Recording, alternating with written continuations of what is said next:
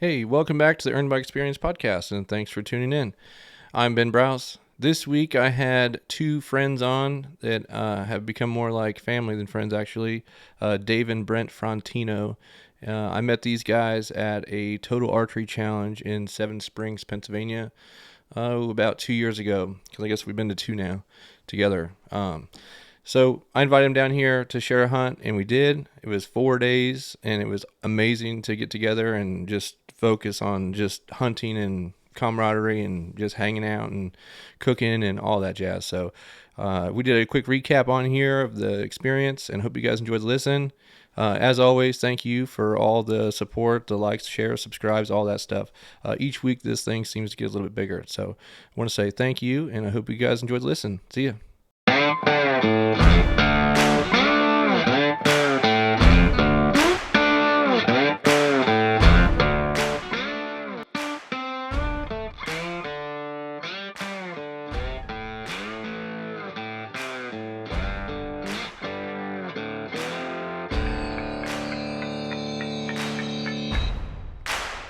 We got Dave and we got Brent Frontino on the Earn by Experience podcast. That'd be father and son. I'm honored to have you guys in here, man. Yeah. Enjoying some beers. Honored Cheers. to be here. Cheers. Cheers. Yeah, man. Yep. So you guys came in all the way from North Pennsylvania. North Central Yeah. and Southwestern. How long of a drive was it? For me, I have about 10 hours in it. 4 hours at his house, then 6.5. 6.5, so 10.5 hours. Yeah. You guys came down to hang out, spend a couple days just doing some hunting, spending some time together. Yep. Meet Yeah. you. Get to see what you're doing. Get to see your family. Everything, the whole operation you got going on here. We met, this summer up in South Central Pennsylvania Yeah. at a tack shoot, and for the second year in a row, and it was always great. I had a great time. We actually spent a couple days. This is your last night here, and you guys are heading out in the morning. But the premise is you guys came down to try your hand at Sika deer hunting, pretty much, and hang out. But the background goes back from 2023, I think, when we met at the Total Archery Challenge. And I'll unpack that for a second. We I think I was on the lift waiting to go on the course, and I had to wait for my time slot, and you guys showed up.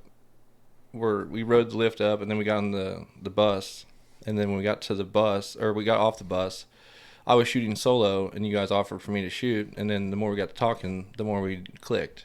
So that's kind of the premise of how we met, and then you guys offered me to come bear hunt, and I'm like, man, these guys are way too nice. They're going to offer me to go on a bear hunt and, like, murder me or something. You didn't believe us.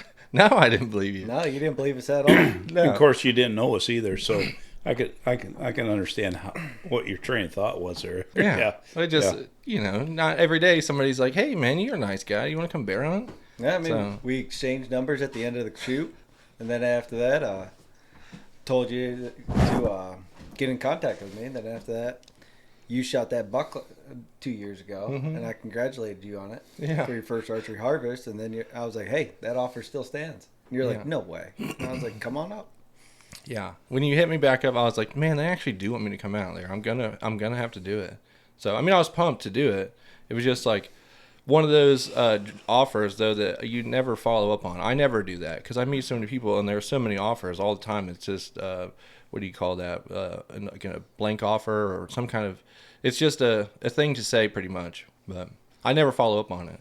Well, So, it's basically a feeling of who you were when we were shooting through tack, and of course I see now my son and you kind of were clicking there, and actually during the whole thing before tack was over with, Brent said, hey, what do you think about maybe inviting Ben up for bear hunting?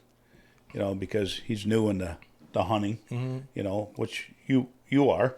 You've been doing it for, 4 or 5 years now? Or yeah, I think it's probably my fifth. Yeah, 5th year. And I says, well, with the way he carried himself out there in tack, his ethics, his shooting abilities, his personality, which goes a long ways. And I am the captain of our bear crew, and anybody that comes into usually has to go through me. And I says, I didn't hesitate, did I? No. You said bring him on up? Yeah. 100%. No, Let's get the kid up there.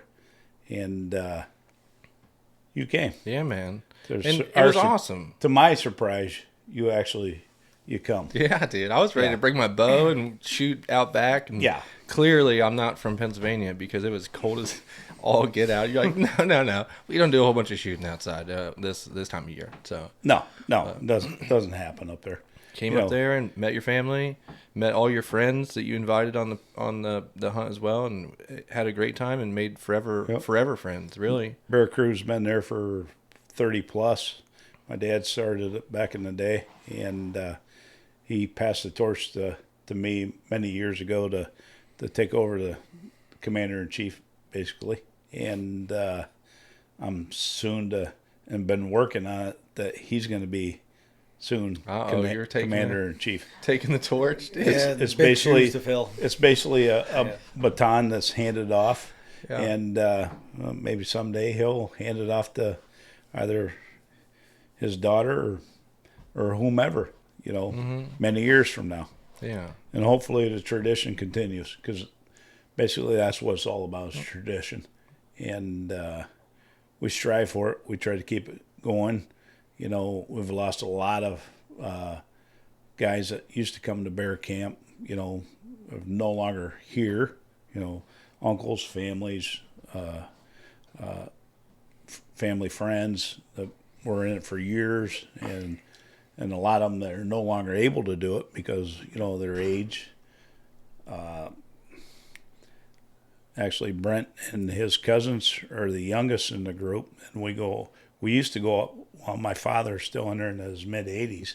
He still hangs around. It was a pleasure to meet him too. He was down there when we all showed up. We hung out in the garage, made sure all our licenses were lined up and legit. Everyone was tagged up, and safety meeting real quick. Safety meeting by the He commander. was there. Yeah, drinking coffee. That's what it's all about. Yeah. Yep. That was awesome. He participates by just the camaraderie.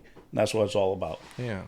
Whether we harvest a bear or any bears or not, it's just, camaraderie, meeting people, friends, the whole 9 years. So. Yeah. My favorite part of the whole thing, you guys didn't know quite yet because we didn't really know each other, but we're riding those side-by-sides up that mountain, dude. I'm like, this is my freaking wheelhouse, dude. Well, these guys only knew. Yeah, but you're a Jeep crawler, so yeah. Now we know. We've seen it, so you know what I mean. Yeah. Not you in person climbing with your Jeeps, but we've seen your collection that you have, which is very, very, very impressive. It's ridiculous. And have to bring it up. Yeah, I don't know, man. I thought about it. Our trails aren't wide enough. Too loud, too wide, too everything. To everything. I like the side-by-sides. There's less stuff to break. Everything. You can throw a bear in the back of it. Yeah. Less stuff to break on the side-by-side. So I'm going to ask the question here while we're being taped here, and we have a little podcast going. Are you coming back for the 2025 season? Yeah, dude, I'm going to be there. I hope so. Yeah. I'm locked in, dude. So looking forward to it. I think you should come a couple days earlier when bow season's still in. Mm-hmm. Then you can get a couple days of archery hunting before rifle bear kicks I probably off. will. Well, you even brought it up last time because we were getting a snowstorm. You called me a couple days ahead of time. Yeah. And you're like, hey, you might want to come on up, bring your bow, and we can put you in the tree stand. And I just didn't have the time to dedicate to it. But nonetheless, I enjoyed the heck out of it. And your family, your wife, your wife, the kids, just that was a great time overall. Hung out, roughed it on the cot, which is probably my favorite part. Hey, that cot's good to sleep on. The food, all that stuff are just wonderful memories that you don't even realize. Turkey nuggets and walleye. Mm-hmm. It doesn't get any better. It doesn't get any better. No, seriously. It does not get any better. Dana made the roast. The venison and chuck roast. Yeah. Combination. But it was so good. I was like, what do you do? How do you make this? And she was... If I can interrupt you, yeah. First of all, you got to start by shooting a deer. Yeah, in order to get the venison. Well, luckily I did. So yeah, I got that part checked off. But yeah, she said she just throws in the packet of seasoning, It's just salt, pepper, garlic, can of Coca-Cola, and or a bottle of Coca-Cola, 20 ounce, and cream mushroom soup, condensed. Slam it in there, throw the lid on it, let it cook all day. Pro tip: 8, 10, 11 hours. best pot roast I've ever had. Delicious. Yep. Can't go wrong. Yeah. Yep. Is that a family recipe or just something That's you her guys come up with? recipe. Yeah. She created it. Well, actually, I do a lot of cooking, and if you want a good marinade for steaks, beef steaks, whether beef or pork, either or, they marinate them in Coca-Cola. We found, Really? yeah, because Coke itself breaks down the tissue on it and makes it tender. And if it's a steak, you could take it like them steaks we partaked in tonight for dinner. If you'd have soaked them for about 3 or 4 days in the refrigerator, Coca-Cola. We use Coke particular because it's not as sweet as Pepsi. And then once you hammer it on a grill, a hot grill, the sugars in the Coke caramelize Oh yeah. and seal in all the juices. And it just gives you that extra flavor with the salt, pepper, and garlic in it. It's just scrumptious. But you can also do it on your roast, and we do it all the time on our chuck roast and venison roast, and works well. Yeah, I'd be getting really hungry if I wasn't so full right now. Well, we did experience just now a great dinner. That was the best. After 3.5 days of putting our heart into grinding into a Sika deer hunt. Yeah, I'm cooked. Yeah. Yeah. You guys put in some major work. Oh yeah. Your wife did a really good job on dinner tonight. Oh yeah, thanks, Jess. Yeah. Thanks, Jess. Yeah, dude. Yeah, And also shout out to Ben and them because they definitely helped also. Oh, yeah. So Man. yeah. So our Sika adventure is probably one of my favorite things I've ever been a part of. And I didn't even expect it to be because I've kind of told you guys from the beginning, I'm like, I don't really know a whole bunch about it. I've been out there, and I enjoy it.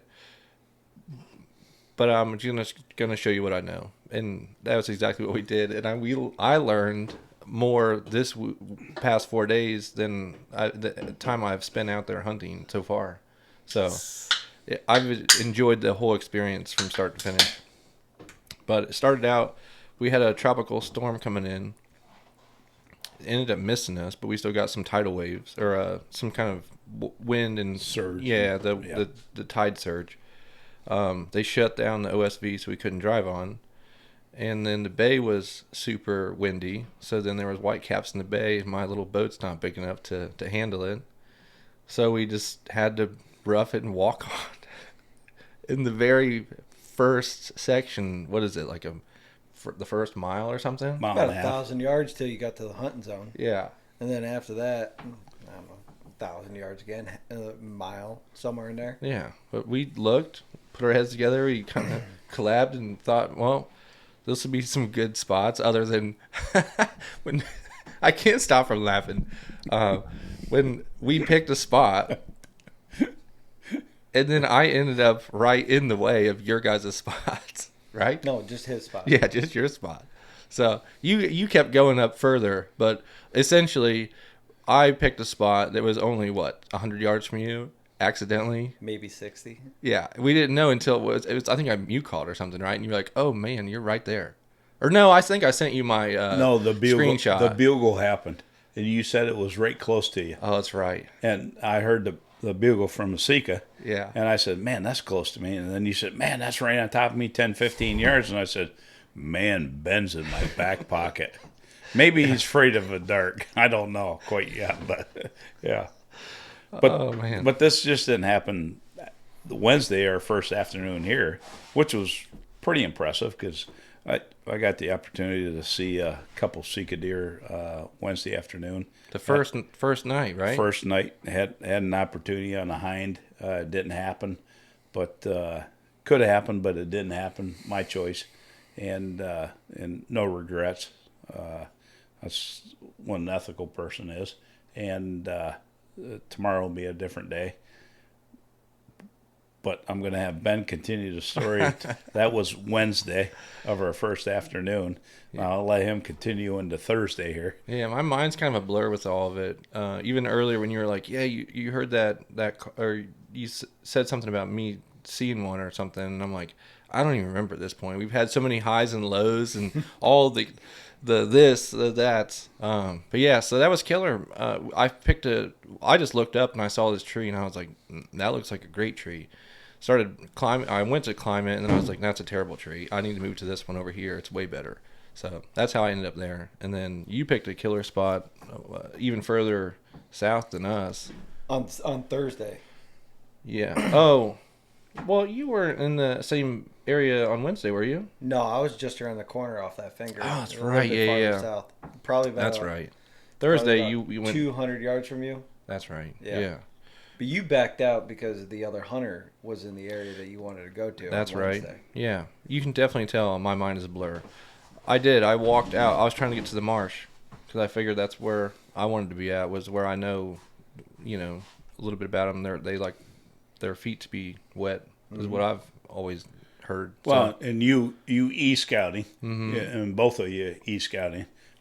I'm too old to e-scout. Mm-hmm. I That's can look what it at, was. I can, and you chose a location, and unfortunately, when you got to that location on Wednesday afternoon, early afternoon, there was already a gentleman present. So Backed out. You did the right thing. You backed out. Yep. And come in my hip pocket, and I figured I'll let that guy sat have his spot. right behind me, and which was all cool. Yeah.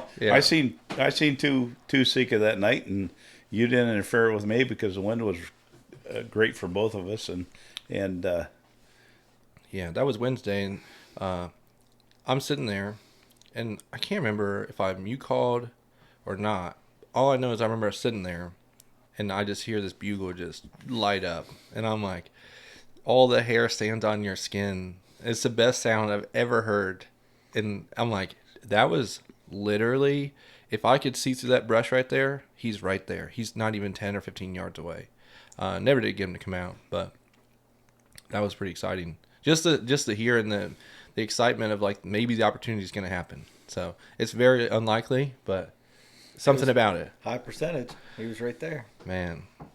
Yeah. So we roughed it a couple days in a row, walking on, carrying our packs to and from the truck. tree stands, whole 9 yards, Yeah. hot That through was the hot. sand. That was a first for me though, and I'm glad we did it. And I've hunted lots of areas across the country in my day, and for the almost 50 years I've been hunting, and this is the first time I experienced the deal with the horses and the wild horses. And prior to our Wednesday excursion of starting our hunting trip, Ben here tells us about a horse that charged him. So me Last in year. my profession, what I do for a living, which I'm not going to say, but after he tells me that horses will charge you, you're kind of thinking about every time you see a horse, is this thing going to Your own defense. charge you? You can't shoot a horse, especially on federal government land. No, that's a big no. You'll never see daylight again and never see another Sika hunt. But then I got to thinking, well, it's just a horse. I've petted hundreds of horses in my days, rode lots of horses in my days. It's just a horse. It's not a big bull with a 8-inch bull ring hanging out of his nose with 10-foot or 8-foot horns on him. So yeah, okay, we're good to go.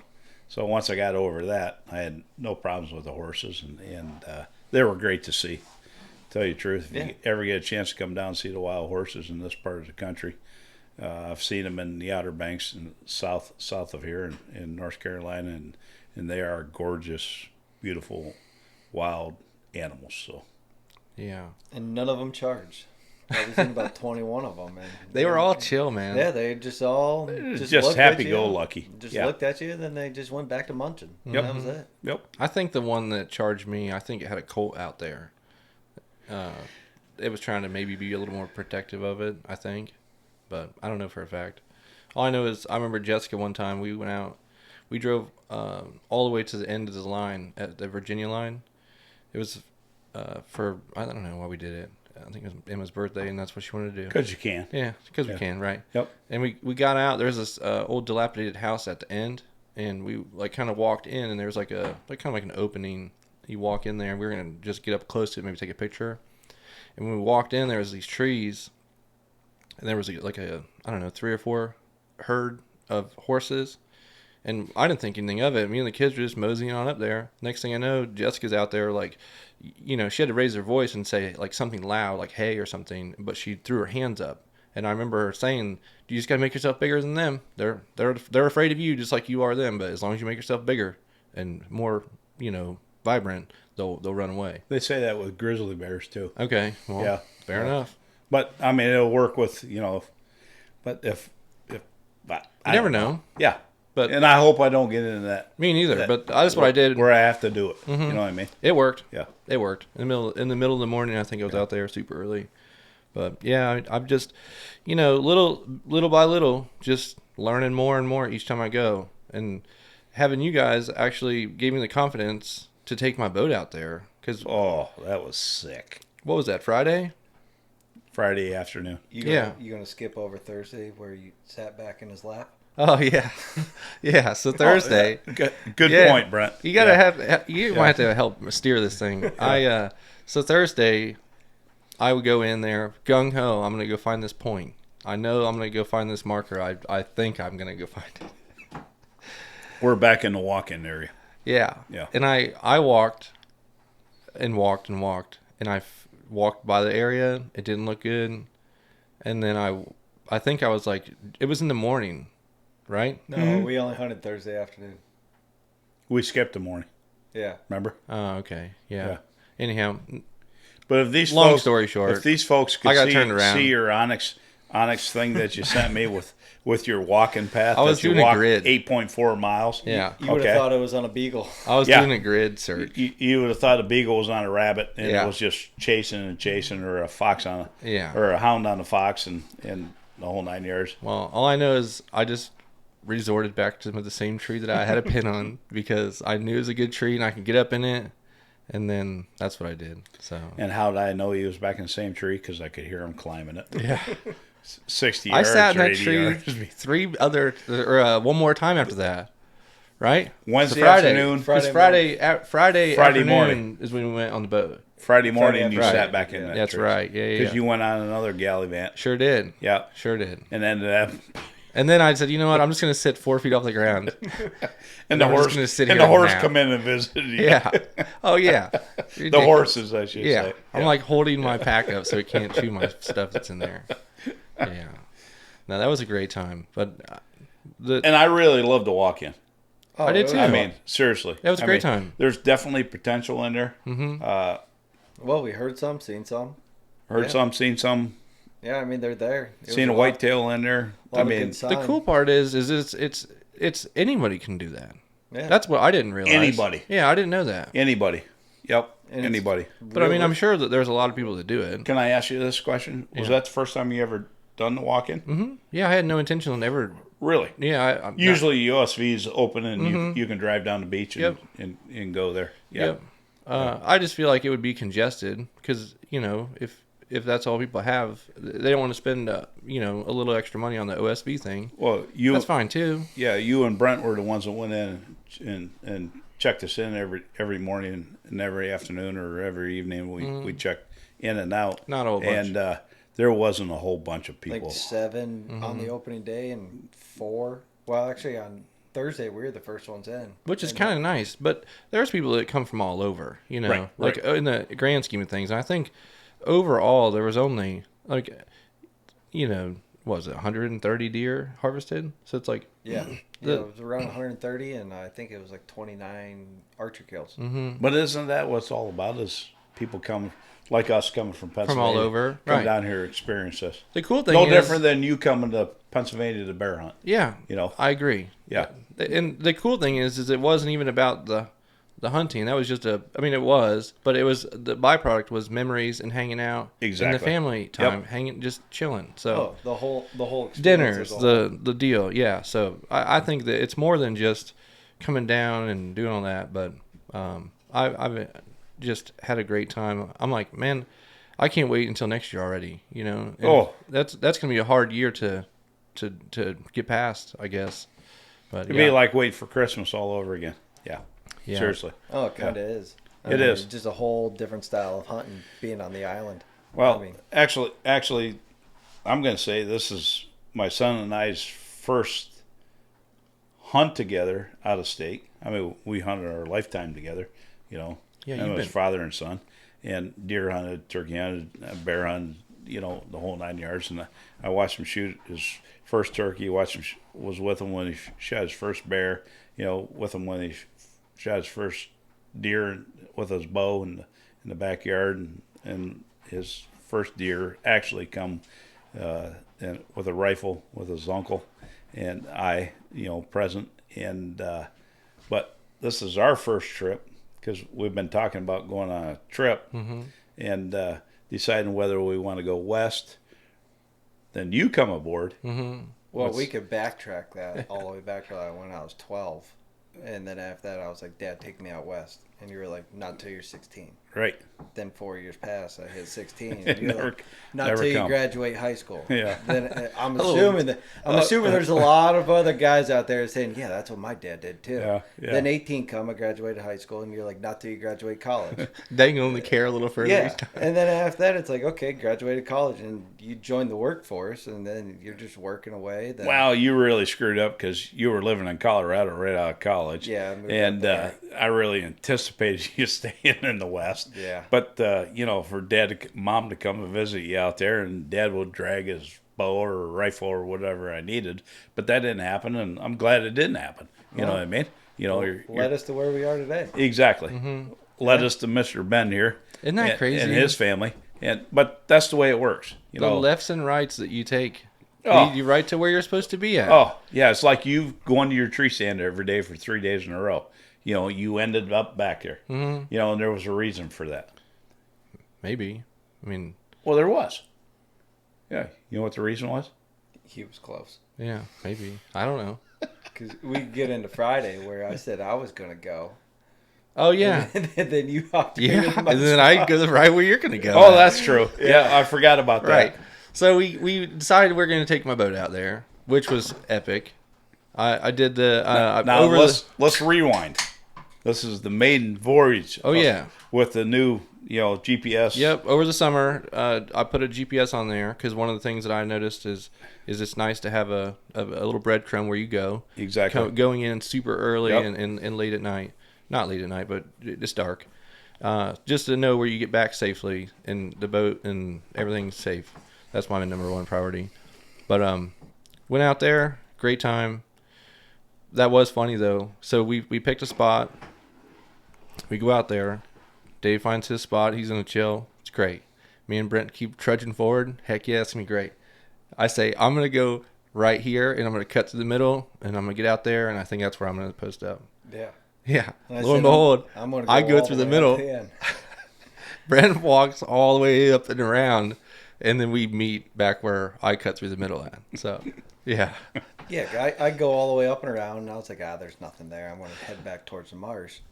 And I'm standing there looking, found a few Sika trails, game trails, looking at them. And I'm like, okay. Next thing you know, I hear, I'm like, what the heck is that?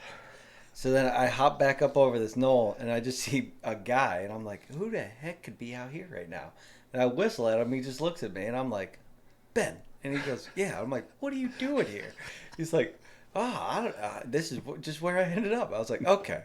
I was like, Well, in my defense, though, I looked at my thing, and I'm like, well, it is right there where I said I was going to go. So, I don't know.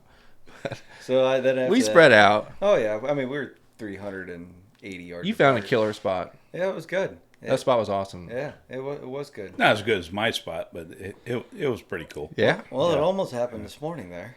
Well, yeah. If you'd had patience, sat in the... That's not up to me. You said, boat, pick me up at 10 o'clock. I said, I'll be at the pickup spot at 10 o'clock. Dude, those mosquitoes are ferocious. Skaters. Them are hummingbirds down here in this part of the country. That's a better way to describe These it. things are monsters. Trying to take us, with them. And they aren't eating the sweet tea out of a hummingbird feeder.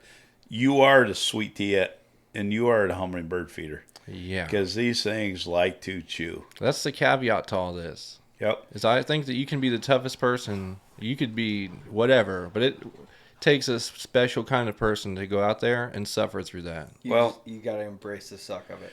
Well, once That's a suffer fest. Once Brent actually committed to the Sika deer hunt, and of course, I'm old school, so I'm relying on his intel of what this is going to partake and what we have to do, and then I started doing what most Americans do today is bounce on YouTube and start watching Maryland Sika deer hunt and hunting, I should say, and the biggest thing was the mosquitoes. Mm-hmm. So you have to prepare yourself for the mosquitoes.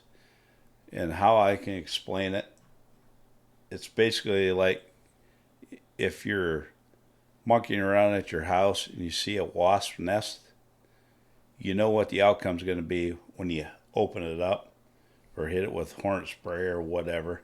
They're going to come out. Well, the whole section that we hunted for 4 days was nothing but a hornet's nest, and they were mosquitoes, and there was millions of them. And if you can get by the buzzing, biting, I mean, I have welts that'll probably take a week to dissipate. My back looks like I have chicken pox. My ears look like they've been chewed on by a beaver, and it's just. But you know what? I prepared myself, had the gear. If I'm allowed to, throw out a call. Oh yeah.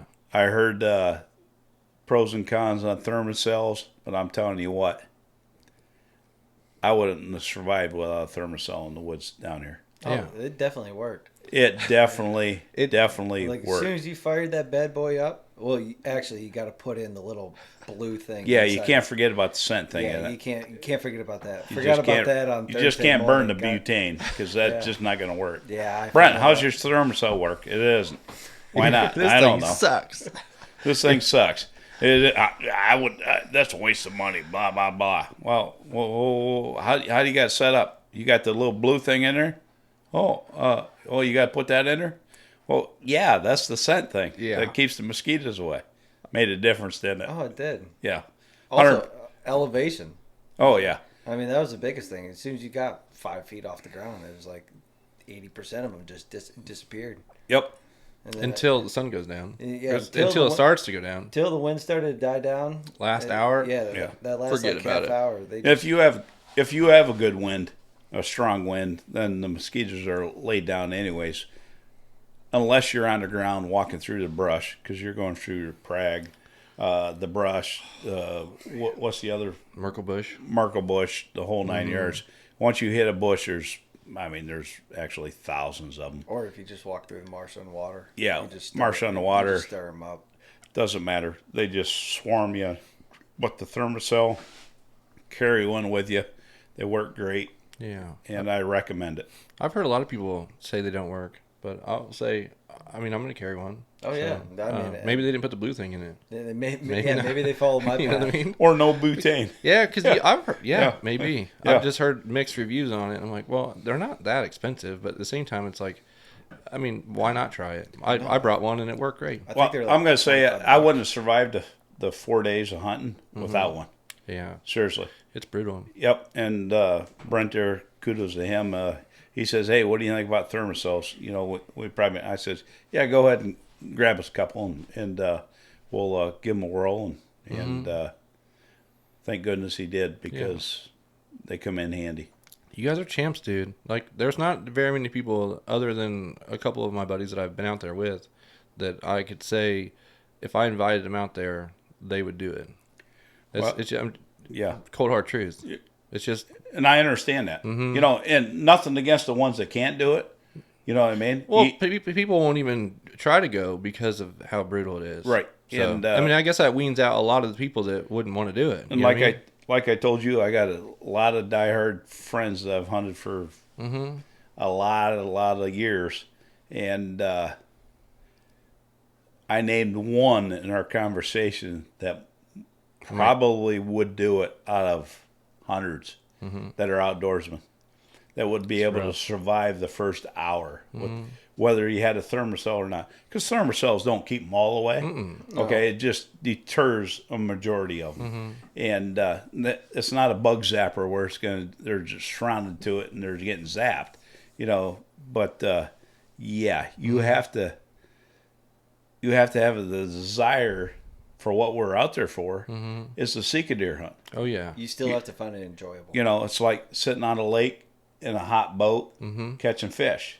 Right. Well, you're gonna sweat when you're out in the middle of the sun, right? Am I right or Oh wrong? yeah. Yeah. Okay. All it takes is that one fish or that one bugle. Though. Or like Brent stated, and he was telling the stories about ice fishing. You know, when it's 25 below zero in Pennsylvania on the Allegheny Reservoir. All right, and the only way we're going to catch fish ice fishing is to be out in 25 below zero. Wind chill. Yeah, You gotta do it. You got to come up for that. Oh yeah, I want to for sure. You, I'm all about it different would be a hoot. experiences. The coldest I ever fished was 60 below wind chill factor. That's insane. Yep. And back then we could drive motorized vehicles on the lake. You know, now it's prohibited because of some fatalities that happened with snowmobiles and stuff on the lake. So, you know, but at that time, you know, the ice was thick. I drove my truck on the lake at one time. No kidding. You know, back in the day. But that's all. Now it's just loading the sled and journey Hoofing it. 1, 2, 3 miles down the lake or out to your favorite spot or. Yeah, you know, I'm gonna need one of those little huts that they bring out there. Oh yeah, they're my Taj Mahal. propane shanty? heaters. Throw Yeah. throw a Mr. Buddy in it. I gotta have it. Oh, you'll sit in there with a 60 t-shirt. below. That's 60 insane. 60 below zero. How's the truck even want to start to get it out there? You just drive it. It was a Ford. Yeah. Oh, okay. Kudos to a Ford truck. That's fine. Yeah, I can't imagine 60 below, man. I'm a fair weather kind of guy. And we drove through 35 inches ice on the lake. On the way to get there, or you're saying to? Once we got there, Wow. 30 plus inches of ice. Yeah. It ain't that cold anymore, though. So you'll be all right.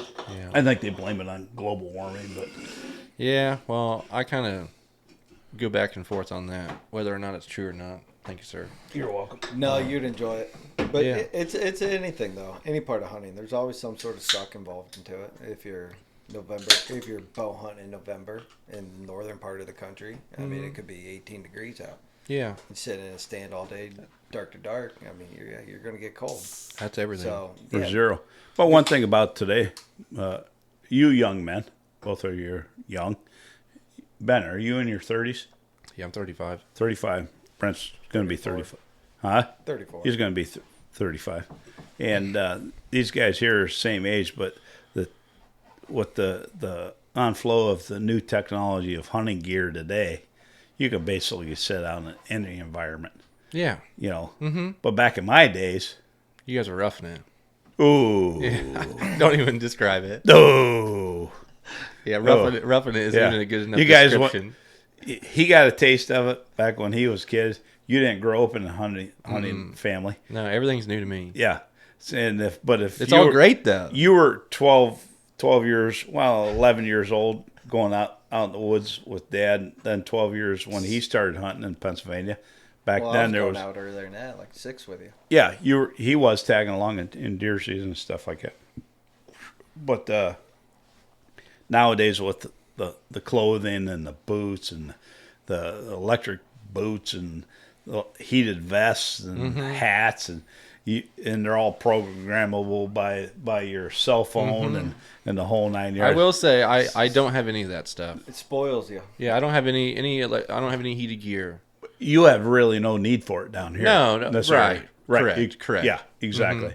But up home, you know, I have brother-in-laws that are my age, you know, and actually my father, you know, of course he's in his mid 80s, and kudos to him to invent it, you know, because it only continues his ability to be out there in the outdoors. Right. You know,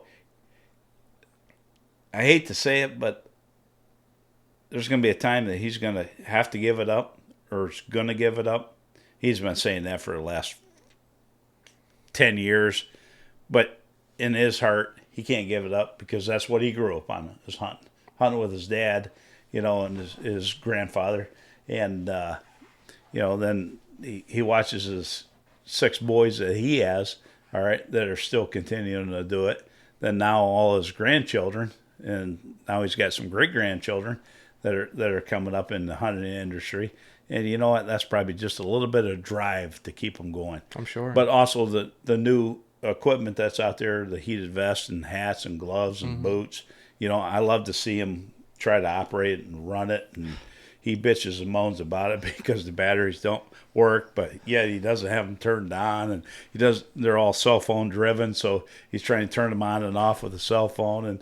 And of course, he's in his mid-80s trying to run a cell phone. It's comical, but enjoyable. That's what it's all about. That's killer that it's a way to keep him out there. I didn't even think about it. It's comfort for us, for Exactly. sure, and it's easy button for us, but it's continuing him to be out there. Exactly. Didn't even think about that. It's also good for the youth, too. Mm-hmm. Instead of having to roughen it when you're 10 years old or anything and being cold by 8:30 and your dad. But you know what? Your dad says we're staying till dark. So, but other than that, now for kids that, like in Pennsylvania, that you have your like mentor tags in a youth season and everything, to where 7 years old, kids can go out, shoot turkeys, deer, bear, whatever, and get their own tag now. They can embrace it. They can embrace being cold because heated vests, heated socks, and that makes like sense. the technology has gone a long way to also you keep gotta, the tradition alive. Yeah, instead of you sitting on a bucket, us and sitting in a bowl when it's 14 degrees on an opening day of deer season. All right, nowadays, what do I have sitting in the bowl? We built a shanty. We build a shanty. Yeah. Okay. It's got a heater in it. Oh, yeah. Windows, the whole door, the whole 9 yards. Okay. All right. Actually, that was built because of who? Your grandfather. Oh, yeah. Correct? Yeah. Yeah. Because he says, you know what? One day he was sitting on the bucket or in his lawn chair, and it was cold. Snow was foot deep. And he says, you know what? You know what would be nice sitting right there? Is a shooting shanty. I think you should build one for next year. I did not answer him. I just said, oh, yeah, okay, whatever. And I just kind of blew it off. And the next year he showed up to go out on the first day of hunting season. All right, there was a shooting shanty. That's badass. Yeah. Hell yeah. Yeah. That's I keep cool. telling him he needs to put a little mini wood stove in it for him. I'd be in shorts and a t-shirt because he'd have it so hot in there. It's okay. It's so hot in there now you can't breathe. It'd be comfy for Yeah. him. That's so cool. He's still out Yeah. there doing it. And I remember when we were on the bear hunt, I think you pointed out a rock that he sat on or shot a deer or something on that rock or something. Is that Probably right? every rock on that hill he probably shot. All right. Well, I just remember one of the Deer. stories. I feel like I remember. Well, he had a special rock up there, and probably all his sons we've all shot deer off that rock, and I know what rock you're talking I about. think that's Yeah, because you get in certain sections of Pennsylvania, especially us in North Central, some of the terrain and the mountain regions have rocks, but we call them houses. I mean, they're the size of houses. Actually, some of them are half the size of this building we're sitting in right now. And he had this special rock that he always went to. And I remember he had 6 boys. He only took 2 out at a time. He kind of drew straws who was going to go with him hunting. And, till we became 16, then we can go on our own. And but watched him shoot a lot of deer off that particular rock back in the day. Yeah. Yep. You've been hunting your whole life, and he's been hunting his whole life. What's changed the most about it in over time? What's changed most about the hunting itself? Mm-hmm. The tradition dies Yeah. to where not a lot of kids are upbringing, or you talk to someone maybe our age or a little bit older, to where they're like, oh, I used to hunt with my dad back when I was a kid, but then I just got to they always say work gets in the way or something. Kids like get in the that. way. Yeah, or kids and extracurricular activities, where that does take over a lot of people's lives, and kind of just gets set in the past to where then nobody wants to go out and do it. That was one nice part about COVID, to where everything was shut down, and actually had an influx of fishing sales or fishing license sales, And also hunting. and Yeah. more people went Yep. camping, and it just to get out into Boating. the outdoors. Yeah, to where it just brought people back outside. To where nowadays, I think technology kind of keeps everybody locked in too. To where, yeah, I'd say that's probably the biggest decline. Is just not as many people are doing it as there used to be. I just think about our conversation you had earlier today when you were like talking about hunting ground and actually being able to do it with land that you just go knock on doors, and it wasn't this big money grab for leases and stuff. And I'm like, that's probably one big thing that's probably affected a lot of it, really. Well, it could be a money issue. I'm talking about not so much in Pennsylvania, but Oh yeah, this is everywhere throughout the United States. a travel issue. If you're going to go to the Midwest or the West, I'm used to hunt the Midwest a lot for bow hunting, and back in the late 80s and 90s, you could knock on any farmer's door and get permission to hunt. Then like I explained it earlier, the whitetail boom started, and it become more or less economical boom and financial gain for whomever, and the leases started, and the farms went away to the guy that once knocked on the door, and then it become outfitter driven, and the dollars rang, and that's kind of not only on the land itself, but you look at getting into hunting. If Ben, you've only been in it 4 or 5 years, okay. The biggest thing was getting a piece to go on. And that's the land, but also how expensive it is It's to becoming get a your rich gear. man thing. Oh yeah, I mean, we're talking gear from new bows to. I mean, you can have, sky's the limit on if you go out and walk in and buy a bare bow, then get it set up. You're looking at a minimum of $1,500 to $2,000. easy. Well, that's big dollars. It is. It's Now a lot you of money. now you need the rest of the gear, your mosquito stuff, your clothing, clothes. your boots, a boat, the whole 9 yards. If you tallied up what you have from your firearms to your bow to your boat to your truck to your licenses to everything, you'd be surprised the amount of money that you have in it. Easy up. Jessica, listen to this, okay? Yeah, well, I'm Well, just saying. I mean, you could go a step further, and then on like private land for everybody that has that, putting in food plots and anything agriculture for wildlife. I mean, It's that's astronomical. That's all time and money. That's all added into it. Yeah. So it's realistically becoming like a rich man's sport. That's it is a rich man's sport. Okay, if you want to do out-of-state destinations and blah, blah, blah. But wherever you live, in whatever state, and you do it local, and do your homework, because us in Pennsylvania, we have millions of public acres to hunt on. Millions and millions of acres. Okay, from state forest to national forest to state game lands. I mean, state game lands itself has one or I think it's over 2 million acres. Wow. in our state itself. Okay, public hunting, it's open. Then we get into the forestry divisions where, the big forestry companies opening up the public hunting. So you got millions of acres to hunt, okay, in your home state. And I'm sure a lot of other states, of course, a lot of states that I've hunted across the country, all the way from Utah to back to Pennsylvania, and now I'm fortunate enough to hunt the big state of Maryland, where I hunted a 6,417 acre tract of land. Yeah. All right, owned by the government.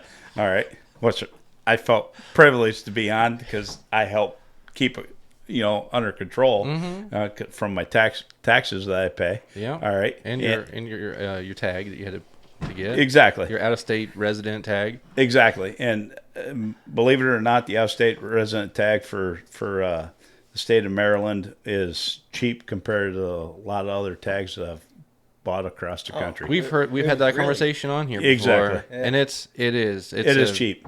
But it's not as cheap as Pennsylvania for when you come back to Pennsylvania to bear hunt. Oh, they raised it now? No. Oh. No, it's not as cheap. because Pennsylvania tag for you to come back is cheap for a non-resident. Oh yeah, yeah. You think of what you get. You get your bear tag. Mm-hmm. You buy your bear tag. I think you're gonna have $1.50 into it. And all right, bear tag. You get your spring turkey tag. You get a fall turkey tag. You get your buck tag. Mm-hmm. If you want a doe tag, it costs you $25, I think, for outside. $27.90, I think. $27.90 for so you get all that for $1.50 or $1.60. You'll have to add an archer stamp in this year too. Oh really? Yeah, I think I did that last year. Yeah. Did Yeah. you get an archer stamp? Oh, you know what? No, I didn't because You didn't we archery were rifle hunt. hunting. Yeah. That's right. Yeah, we were This rifle this hunting. year I had That's that right. one in Yeah. for Okay. a few days. Yeah, yeah. But Super easy to do. the traditions are where I live, in the business that I'm in, and the people that I cater to, all right, were traditionalists dating back from the 50s, 60s, 70s, 80s, and I'm talking about camps, okay? And these camps were owned and operated by families from southern Pennsylvania, the Pittsburgh region, the Philadelphia region, the Scranton region, the Harrisburg region, anybody else.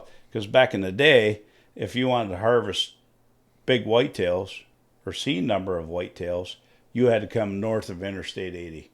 Okay? And McKean County, Potter County, Cameron County, Elk County, Tioga. Warren County, and Tioga County were the premier spots to go to hunt, whether it was for bear or deer. Okay? Now, in my business, I've seen that I've been doing this business for 45 plus years. All right. I've seen these camps, they're slowly going away, which is scary.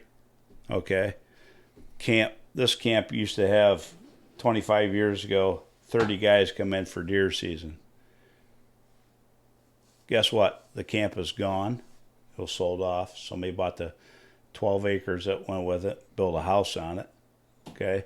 Because there was no generations to follow once the hunters that used to come to camp. No grandsons, no great grandkids or granddaughters. I have to throw that in, daughters, okay? All right?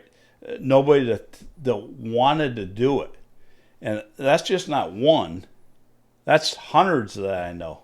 It's kind of scary. Well, that just goes back. It to is, the because it tradition. shows that our hunting industry is, the interest in it is sliding, and it's sliding hard. Which you'd think though there'd be more people trying to get more people into it versus trying to shun them out. We try. Yeah, no, you do. You do a great job. Well, but- me as a hunter ed instructor, okay, I've been doing it for close to 20 years, all right, for the state of Pennsylvania, and close to 20 years ago, the amount of kids that wanted to be involved, because you have to be 11 or older to take the hunter ed test, all right, used to be astronomical. Today, it's a struggle with our minimum of 7 students to take the test. to even get them in there, To get enough attendance to do the attendance. class. Sometimes we have to coax a parent in to take the test, so we have enough to take it. Yeah. So, in your eyes, And also to also put a little tap on the nail head here is families aren't as big as they used to be. right? The husband and the wife aren't having 4 or 5, 6 kids like they used to be. Right. They're having 1 or maybe 2. Right. Okay. It's about all you can afford. Yeah. Exactly. If you can afford it. You hit the nail right on the head, yeah. Ben. No, it's crazy. Exactly. To raise a family, I mean, you have 2 wonderful, beautiful children. Okay. My son has a child. My wife and I had, of course, him. Yours truly. That's it. Best thing we ever had. And, yeah, it's just not, we don't have that number. And what's scary about it is someday his generation is going to continue. And if his daughter that he has now wants to continue in the hunting, which he's hoping that she does, Sure, she will. whether she She's does learning or by the doesn't. best. What's that? I said, I'm sure she will. She's learning by the best. Well- One of the best. Well, How do you think he got there? That's what I'm saying. Yeah. It's generational. Yeah. YouTube. And exactly. What's that? YouTube. Yeah, YouTube. YouTube. But well, Sika deer. Yeah. Yeah. One thing about hunting is it's not only hunting isn't all about Killing. harvesting something. Hunting is what we've accomplished in the last 4 days. Mm-hmm. Did you fill a tag this last 4 days? No. Did you, Brent? No. And I myself didn't. No. I've been all across this country, spent thousands of dollars on tags that I call them tag sandwiches. Mm-hmm. You know what? They're pretty good. You know why? Because it's what I've gotten out of them. That's the biggest takeaway. It is. But like, what are we talking the way out here? Like, what was some of the items that we wanted to check off a bucket list? We wanted to hear a bugle, and we wanted to see one. And then, outside of hunting, I did that in the first day and a half, and yeah. you know what? And I told you that Thursday night. I said, you know what? My hunt's accomplished. The trip was made. Yeah. If we shoot something or harvest something, then that's going to be a bonus. That's all. You know. Is a bonus. That's what it's all about. It's Yeah. not about harvesting. It's not like if you were playing Little League baseball, getting up to the plate and hitting a home run every time you're up there. You got to be happy with a single or happy with a walk. You know what I mean? And Happy to be there. and happy. You're just happy to be there, doing it, holding the bat. Participating, right? Yeah. No, okay. that's me, man. And me fighting mosquitoes for the last 4 days, and I'm in my 60s, and going through it with these two young bucks, because I know they thought I would fail. I had no doubt. Really? No doubt. Seriously? Why would I? Yeah. We put you in these. You're only 100 yards from wherever we went to, minus the first couple days where we had to walk in like a mile and a half. How many Sikas did I see in where we were for the last day and a half? 4. 4. How many whitetails did I see? 2. Okay. How many did you see? 1 whitetail, 3 Yeah. Sika. Sometimes you have to think with your seat, not your feet. You mean you guys saw Sika deer? Yeah. It was the greatest vision that I've ever seen. I only heard them. Especially that one that was 5 yards from me. You seen one? I yet- did You see seen one yesterday. little button Yeah. yesterday. I don't know, man. I think about some of the stuff that I hear and see and stuff, and back to the hunting thing about whether it's too many people or not enough. It's like I think there's enough pie for everyone, and I think that you're saying with definitely. everyone that's kind of getting out of it or it's dying off accidentally, just nobody's carrying the torch. There's more room for the new ones. You're right, but it's like there isn't enough new ones coming up to No. even do a dent in it. Like you guys talking about the tags and stuff. You are. So it's like, yeah, I know. I'm a 2 years in. Late bloomer, but he's there. Yeah. Yeah. I just look at it from both sides, and it's like, well, if we don't realize that there is room for new people to do new stuff, like this whole experience for us, where sometimes it's frowned upon, it's like if you're not careful, it could accidentally dissolve before, definitely so. because nobody's carrying the torch. Exactly. So it's like, I don't know, what do you do? But I don't know. At the end of the day, I think we're the big winners because all we did was get a memory out of it and have fun. And if we would have harvested, cool. If we didn't, cool. So either way, we're both all happy. And I can say it, my $385 that I spent for the privilege to hunt in this state and hunt with you was worth double that, $5,000. Oh yeah. Just for the experience. Seriously. I mean, it was. I mean, I've blown $385, buying foolish stuff. Right. We all do it. that I forgot about in 6 months. You know what I mean? And this is something that I'm going to remember for the rest of my life. Oh yeah. And we're going to joke about it, jag about it. Oh yeah. Talk about it at bear camp this year. You'll be probably on the butcher block. With your tree stand locations and. But I don't mind. I can take it. And jacking each other at TAC next year with our families and stuff like that. We'll have to actually put him in a bear drive this year, though. I got to come out there. I don't think he's ready. He walked through that brag. When he got lost in there. Yeah, but he'll be right beside somebody. The next driver right beside him in his hip pocket because he's probably afraid to get lost or something. I don't know. We'll just put him by you. I got Onyx. You know what? I think I'm going to send him with your grandfather. Okay. That's fine, dude. He'll be safe there. Yeah, I'll do that. Yeah. I'll say, hey, Dad, take Ben down Dude, there and put him in a place. I'll and just sit with stay him. back and hang out and cook, dude, and learn more Oh, no, recipes. no. That's my brother Brad's and Jim's spot. You can't take that over. You got to earn that spot. All right. Yeah. You have to shoot a bear first. They've all shot bears. Oh, really? Yeah. That's Yeah. all right, fair enough. Yeah. Oh, Brad shot him. My brother Brad and my buddy Jim was. I'm gonna join him. Both Jims have shot him. I'm joining them. Are you? Yeah. I hope so. Yeah. Yeah, I can't. I'd wait. love to see you shoot one with a bow. That'd be killer. Yeah. That's what you need to come up for is our archer bear season. Yeah. Yeah. Come up. Right now it's a week long, so come up for the whole week. Yeah, that's going to change next year, though. I think they're going to extend it back. They're going to. Yeah. I mean, last year it was 3 weeks, and then they cut it back. I think we'll get 2 weeks back next year on bear bow season. Nice. Then you can harvest, back when it was 3 weeks, you could harvest, sitting in a tree stand, you could shoot a turkey, a deer, a whitetail, or a black bear all during that time. And when turkey season come in, third week of October, I believe it comes in. Fall turkey season. Depends on what WMA Yeah. you're in. I'm going to revert back to the hunting traditions. Used to be a family-driven thing, okay? Whether it's, it's sort of like our bear camp. We have, his grandfather, his dad, all his uncles, his cousins, okay? We don't have any second cousins yet, do we? No.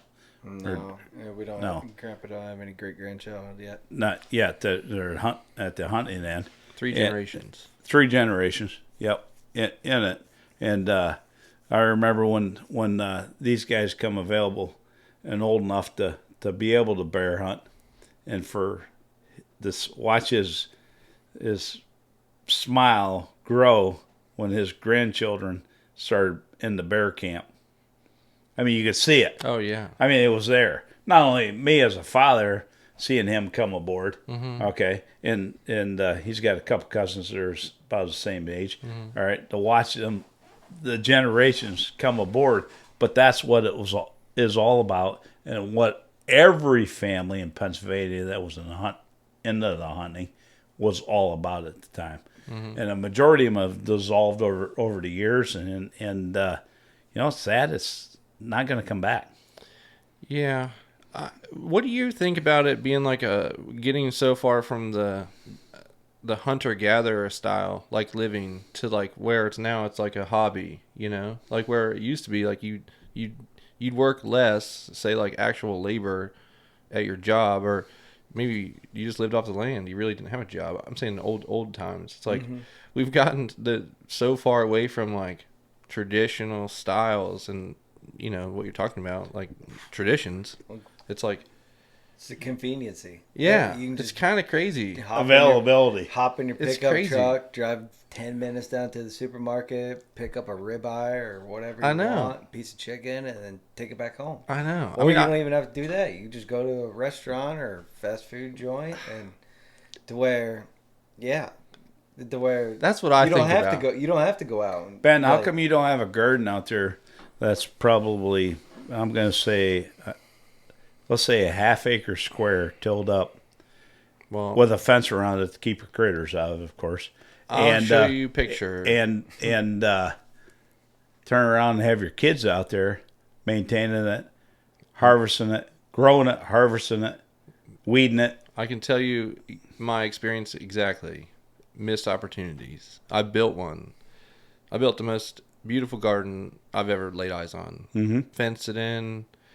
It was absolutely gorgeous. It was a raised bed garden, brought in the dirt, nice, mixed with all kinds of nutrients and things. And we planted it, and we just didn't prioritize it. Right. We were too busy living our lives, but not paying attention to the things that mattered most. The garden. Right. We're out chasing, making sure, doing work and things, and, you can get caught up in prioritizing the wrong things, and that's what we're doing. We're prioritizing more fun than pride, living off of the land, or not so much the land, but essentially is what you're doing. Right. And it was just a timeline we missed. We Right. missed it. It's like we had it, but it didn't stick. It did. But now, say I did that same thing right now, which I'm probably going to. like that's my whole thing has shifted, and I don't know what it is. I don't know if it's an age thing. I don't know what it is. I don't know if it's a mindset thing. I don't know where it's all stemmed from, but that I have to look back timeline and see when I built that garden. It just missed. Like when like a business can thrive in some timelines and some it would die in others. Exactly. Just missed the boat. Yeah. So, but I'm reverting back to when I was a child. Okay, that we lived off the farm, and my dad was his only income that was coming in. But we had a humongous garden. Of course, he had 6 sons, and we maintained it, us kids. We had chickens, and we had all kinds of stuff that we harvested off our little farm. And then also, to get us through financially for not a burden, to have to buy meat, is we were reverted to hunting. right. Okay?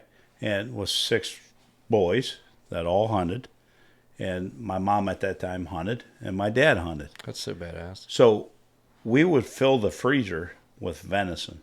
We made, ground venison sausage, roast steaks. I mean, the freezer was full of venison. Then also we fished and ice fished and stuff like that. So we had fish in it, and also we canned and froze a majority of all our garden that we had. So we basically, it saved the family a hell of a lot of money. Yeah, you know. Was it work though? Yeah, right. That's what it's supposed to be. A ton of work. Right. Yeah. Nothing's ever given. That's what it's supposed to be. Now we're so caught up in our devices and our tablets and all our crap that we don't have time for a garden. Exactly. Okay. That's the crazy thing. And we don't have time for hunting camps anymore. We don't have time for this. We don't have time for that. That's why our industry that we love so much, like we spent for the last 4 days, not industry, I should say, our hobby, I should say it. The sport that we love, I'm going to say it's the most that I love. Oh, okay. Clearly, yeah. 100%. All right. I golf and I fish and all that, but when it comes to hunting, that's my time. Whether it's spring gobblers hunting to bow season to flintlock season in Pennsylvania, that's what I enjoy. Do you know what I just took away from all that is like the family sizes that you're talking about a minute ago. Yeah. You're only having so many kids. Yeah. And what you just talked about, like where your dad only had one income. And it's like we're so busy doing this rat race and like trying to focus our efforts in the wrong places. Yeah. When it really we're doing not we. I'm just saying like I'm doing it too, or I did do it. I'm trying to revert back, but like you can get caught up in that circle of like forgetting what the purpose is. Everybody tries to climb the ladder. Everyone wants to make the big dollar. Right. And then after that, and that kind of adverts the family. Right. So, but I just took that, all the things you just said, and I'm looking at like you said the family sizes, and I'm like, man, well, yeah, it's crazy. That is wild. And both parents are working now too. You know what I mean? Well, they have to, basically. I know. To survive. I know, but I'm just saying Well, that, like, maybe if What's that? Not all. I mean, there's a lot of stay-at-home moms out there. Oh yeah. Because shout out to the stay-at-home moms. Yep. Shout out to stay-at-home moms. They're working their Love butts you. off. Yeah. And but it goes back to what you said. One income and you're kind of rough. But if you don't want, yeah. But that's what it. If you're living a different lifestyle too. Like 100%. Your lifestyle is you. Oh yeah. Like that's like everything. Everything he just said. Everything that you're he said. That's exactly what my wife and I. Yeah. That's what we're doing now. Oh, dude! Shout out to your wife, yeah. Emily. Yeah. Dude, we've eaten her bread and all the stuff that she made us for this trip, this whole 4 days. So shout out to Emily. All from scratch. Yeah, dude. Epic. The bread today, I was sitting there eating a gigantic sandwich we made, and I'm like, this bread is so dense and so good, like filling. It was just, It's good. So shout out to Emily. Thanks. Yeah. No mayonnaise. anyhow, No but back to- mayonnaise on it though. No. Not when it's no. Mine was delicious. Yeah. Yeah. More power to you, dude. I respect it. Okay. I just That's why I'm take sit that into my first pack. bite. I was gonna send you a picture. You should have. Yeah, just say, Dude. Our group chat was my favorite thing all 4 days.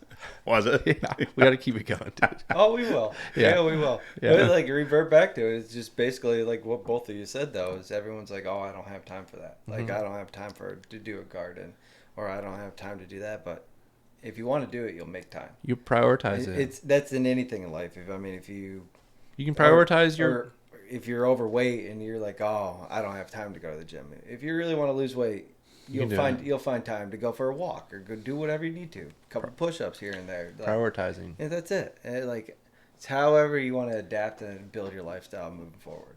Yeah. But the traditions of what used to be 60, 80, 100 years ago, they're slowly dying out with the conveniences of technology and everything that comes aboard with it. Mm-hmm. That's what I took away from all of that. Yeah. It's kind of scary. It needs to kind of revert back to the old ways. Yeah, well, like I said, I'm just gonna continue this path, man, and like the tack thing, meeting you guys, and like meeting, even Jimmy, the guy that was in bear camp. It's like I'm just bringing him up. I don't know, whatever. I'm just saying, like He's a great dude. Great dude. Yeah. The more people, I've known him for almost 40 years. So. Yeah, he's a great guy. Known him my But whole the life. more people Yeah, that you you have. meet. Yep.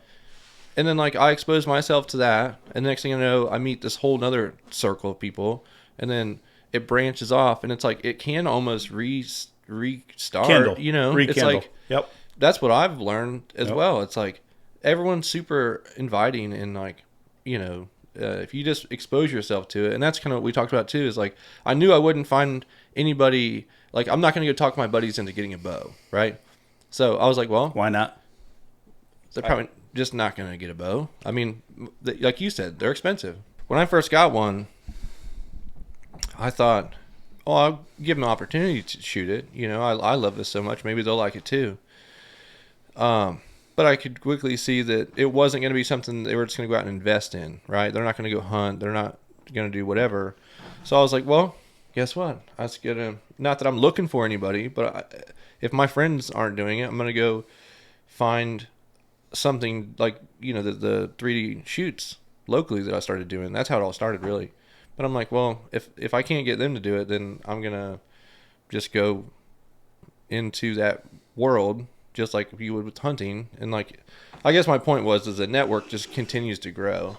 You could probably get a couple of your buddies, like maybe not the whole flock of them. But Well, I don't have a bunch of them. I'm just saying, like, You don't have a bunch of friends then, what you're saying?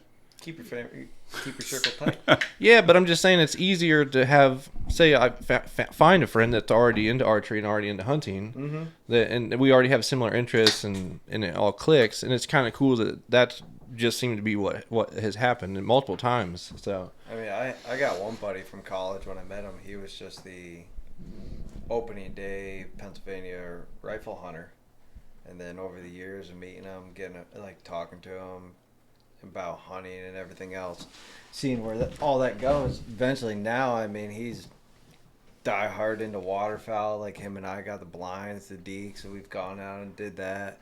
Got him into bow hunting, to where he's harvesting some animals there, doing that, and I mean, he lives for it now. So do you think that some people see the way that you live though, and they're like, man, I want to be like that? Nah, I wouldn't say everybody. Man, No, I'm not saying everybody. I'm just saying, like, you think that there's something to that too? Where it's yeah, like I would say they piggyback on that. He's influenced a few of his buddies to get into the outdoors, the bow hunting and stuff like that. Especially archery. Like Yeah. I mean, my passion's in the hunting realm is just bow hunting. Like I mean, Where do you get that from? you. Exactly. Yeah. And it's just like when we were driving out this evening, and I said to you, I was like talking about almost the same thing, to where like got a lot of buddies in the bow hunting, where they bought a cheap bow off Facebook Marketplace to see if they like it. Then eventually, it's like I always tell them, I said, you can shoot a deer with a rifle, but I said once you harvest that animal with a bow for the first time, you're never going to want to pick that gun back up. There's just the up close encounter with an animal is just incredible compared to something that's 100 to 200 yards away, to where you actually got to put the time into it. Like how we were doing this 4-day Sika hunt, trying to figure it out. Narrowing them down. Just trying to put them in a pinch point where we could get one on our basket. But one more day. You know what? We had them in a basket tonight. One more day. You know, I've experienced some things in my days of hunting, and over almost 50 years of hunting, you kind of lose the. I'm going to be honest. You know, you kind of lose the. It's just a ho hum thing. That's the way you look at it. Oh, ho hum! Here comes another deer.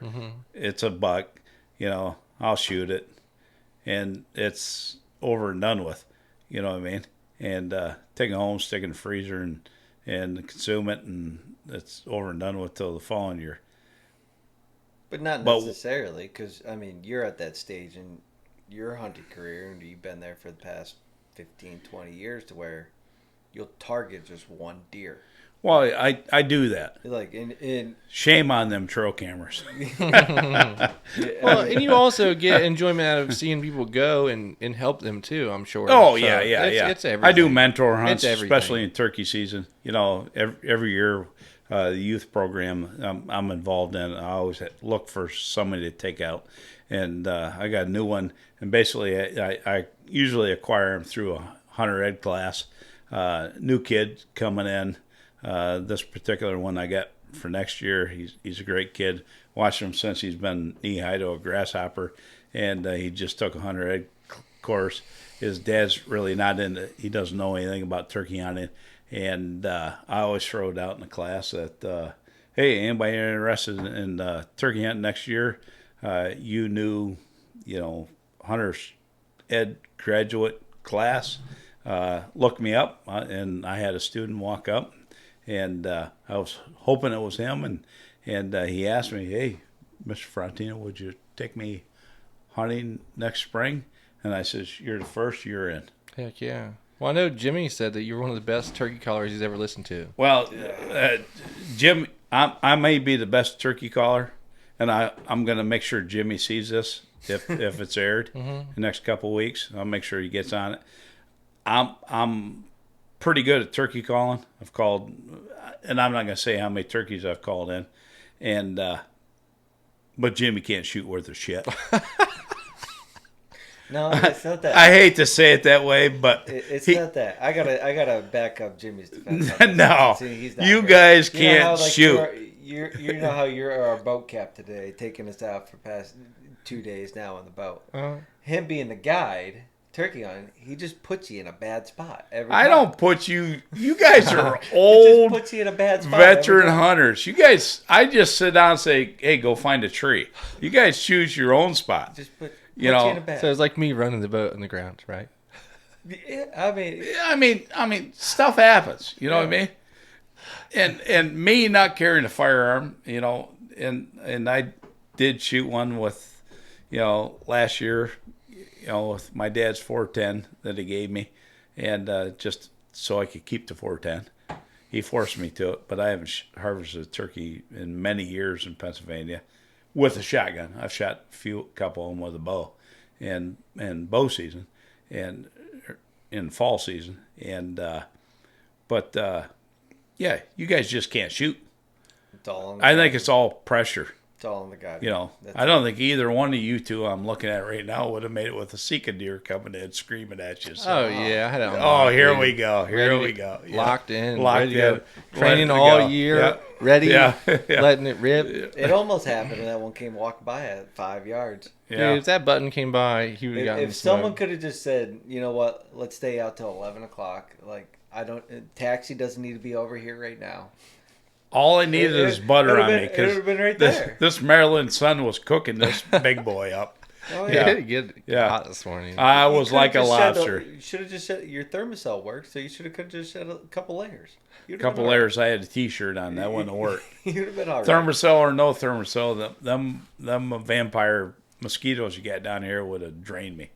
Once you shoot an animal with a bow, you don't generally go back to a firearm. I mean, I will. Was there any more there? Like I will, like when PA rifle season comes about, like yeah, I'm going to. Especially, Well, you got tags to fill. Yeah, like Well, especially in management tags to fill. especially in the area that Right. like that I live at in southwestern PA. There's an overabundance in the population of whitetails. Like I mean, throughout like 2A, 2B, and all down in the area. 1A.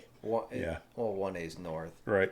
but like down in there, and then me meeting my wife, like my father-in-law has a chunk of ground and her uncles all have a chunk of ground in the area, and it's just, I mean, there ain't nothing to go out and see 15 deer in a night, and if you got 7 other guys hunting, we might count up 40, 50, 60 deer between all of us, to where yeah, I mean, some like we just have to manage them properly, try to at least, because if not, I mean, you're going to get a disease or something to come through and wipe them all out. I mean, EHD is already bad enough. Well, it was bad enough this year as it is going through southeastern Ohio, West Virginia, Pennsylvania, and everywhere, and down into the south of Georgia and Alabama. So hunters play a big part into the management of it, and I think a lot of people that don't hunt don't understand what like the conservation side that hunters do for conservation. Really, Yeah, Well, even not- just managing the population to where you're not hitting them on the road all the time. Yeah. exactly. Well, that's a big thing. That's because another. You don't think about it. Insurance companies. I mean, more car deer collisions that are out there are over the years. Less people hunting, deer population grows, more collisions. All of a sudden, what happens to your insurance rates? Okay, They Right, skyrocket. even higher. geez, Got to go work harder. yeah, we only had X amount last year deer collisions, and this year we have that times by 20%. And then it's continues to climb. They see a climb. Well, guess what happens to your rates? And not only that, I'd rather see a deer harvest or any animal harvest by ethical hunter than slammed on a highway by an 18-wheeler. Yeah, and then picked up Or a and thrown in the dumpster. mom and their kids driving a minivan down the road. Mm-hmm. You know what I mean? Yeah. Kudos. Would you agree? Yeah. That's exactly 100%. right. Yeah. Because we ourselves as hunters are going to do it the right way. Justifiable for that animal, And we're gonna consume it. and we're going to consume it. Yeah. The whole thing. Right. I mean, doesn't matter Goes if it's full a circle. whitetail. Doesn't matter if it's a whitetail fish, turkey, bear, whatever it is. Doesn't matter. Right. I mean, any animal harvested, you take the whole thing. I mean, just utilize it all. I mean, we were talking earlier about like off of both of our bears that we harvested last year and giving you a jar of that bear grease. Oh yeah. I was just telling him. By the bow, matter of fact. Yeah. Yeah. Just clearing that. Yeah, you bow hunted a bear like a badass. Yeah. Yeah. Yeah. Hell yeah. You need to do it. I want to. That's a thrill. Like, yeah.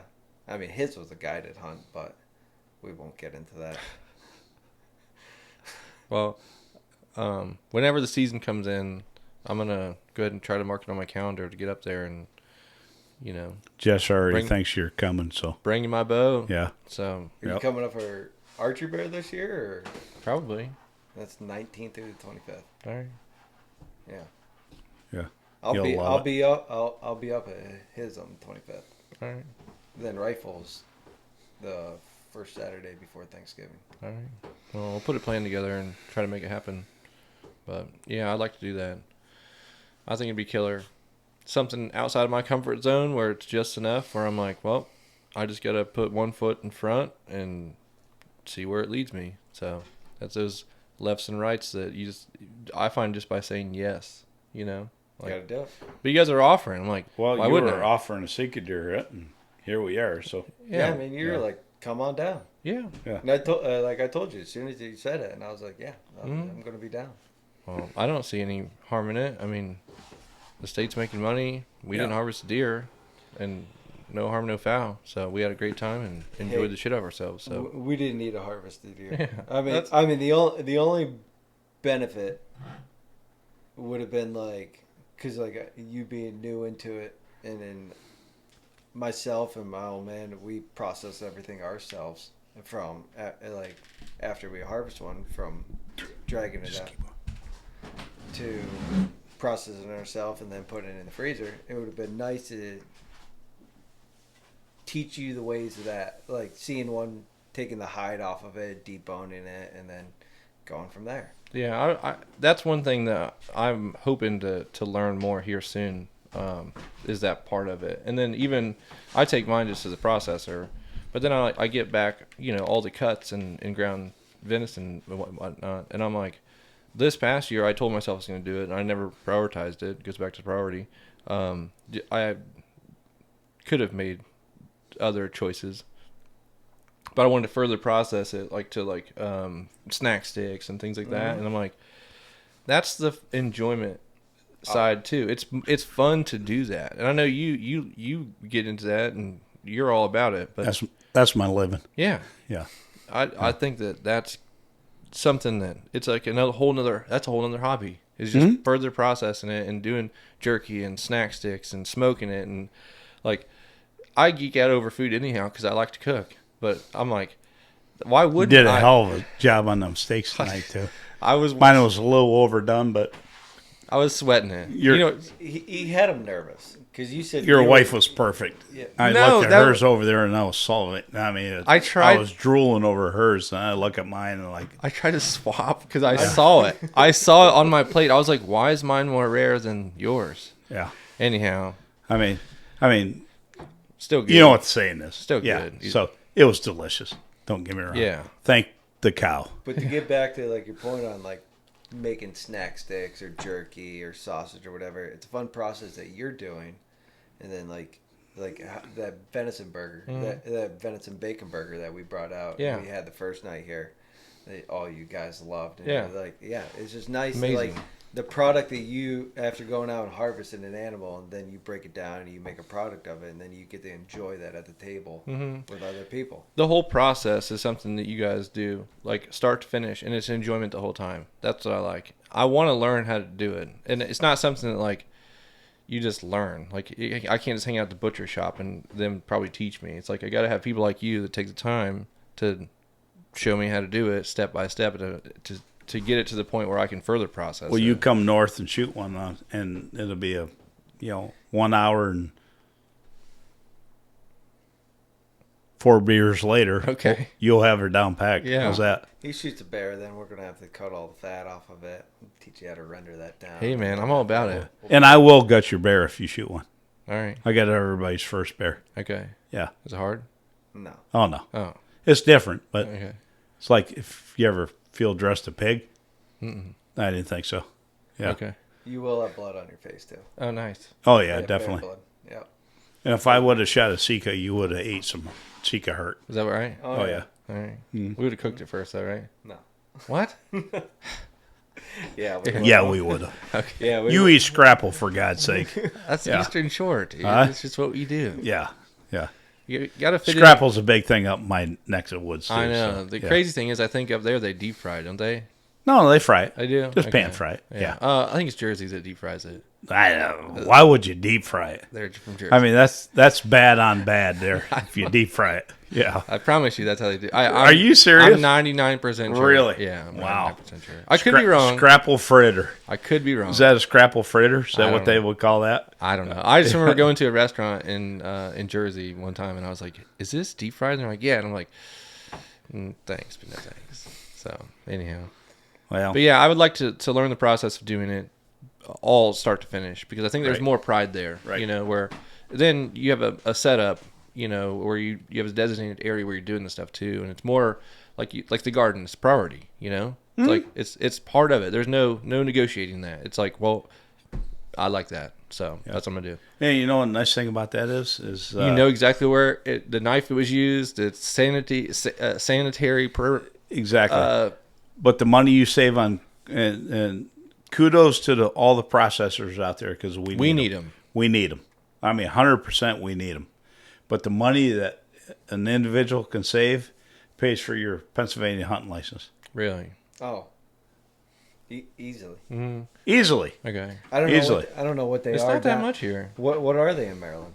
I would say average is probably like 100 to 140 bucks. Well, that's your PA. For a basic cut. That's your PA license. Yeah, you're right. I mean, Yeah. I'm just $140. That's $140, or that's new hunting gear or whatever. You know, are you going to have a little monetary investment into cutting it up yourself? Yeah, you are. Right. It's time. It's time, but you know what? It goes back to just dedicating the time to do it. Man, it's no different than you building or manufacturing something. Yeah. Okay, the satisfaction after you're done, you look at it and say, "I made that. I made that." Yeah, with confidence and with during your own wild game. I done that. Yeah, and knowing as you're consuming it and eating it and the whole 9 yards. Yeah. Yeah, the thing I think about is, and I'm sure that there are sanitarian things, but it's like, how do you process a ton of different deer from a ton of different states and then make sure that that person gets back the exact same deer? With processing yourself, you know, without a doubt. No comment. Right. Without a doubt, you're getting what you've harvested. Right. So no comment. Yeah, I know. It's just what it is. It is what it is, but... Yep.